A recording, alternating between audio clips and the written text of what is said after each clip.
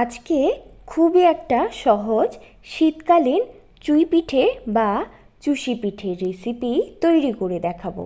সবার প্রথমেই কড়াইটা গ্যাসে বসিয়ে 1.5 কাপ পরিমাণে জল কড়াইতে ঢেলে দিচ্ছি। এবার 1 চা চামচ নুন জলের মধ্যে দিয়ে জলটা ফুটিয়ে নিচ্ছি। 1.5 কাপ পরিমাণে চালের গুঁড়ো দিয়ে দিচ্ছি। গ্যাসের ফ্লেমটা মিডিয়াম টু লোতে করে একটা ডো তৈরি করে নিচ্ছি। এবার গ্যাসের ফ্লেমটা বন্ধ করে 5 মিনিটের জন্য ডোটা ঢেকে রেখে দিচ্ছি। 5 মিনিট পর একটা থালাতে ডোটা ঢেলে নিচ্ছি। এবার ডোটা হালকা ঠান্ডা হলে হাতে একটু জল লাগিয়ে ভালো করে মেখে নেব। হালকা গরম থাকা অবস্থাতেই মেখে নিতে হবে।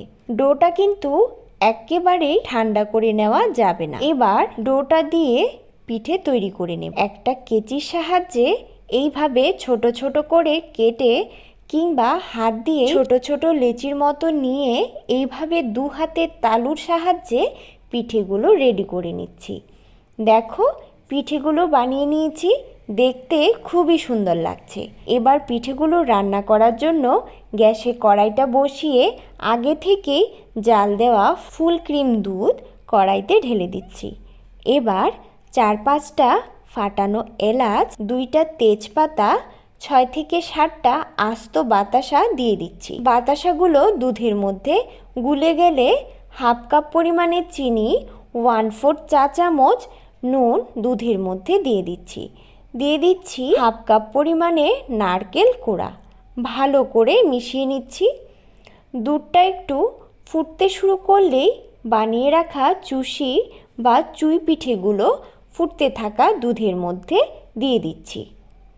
এবার হালকা হাতে পিঠেগুলো নাড়তে হবে, না হলে কিন্তু পিঠেগুলো ভেঙে যাবে। এইভাবে মিডিয়াম ফ্লেমে 10 মিনিটের জন্য রান্না করে নিলেই দেখবে পিঠেগুলো দুধের উপরে সুন্দর ভেসে উঠছে।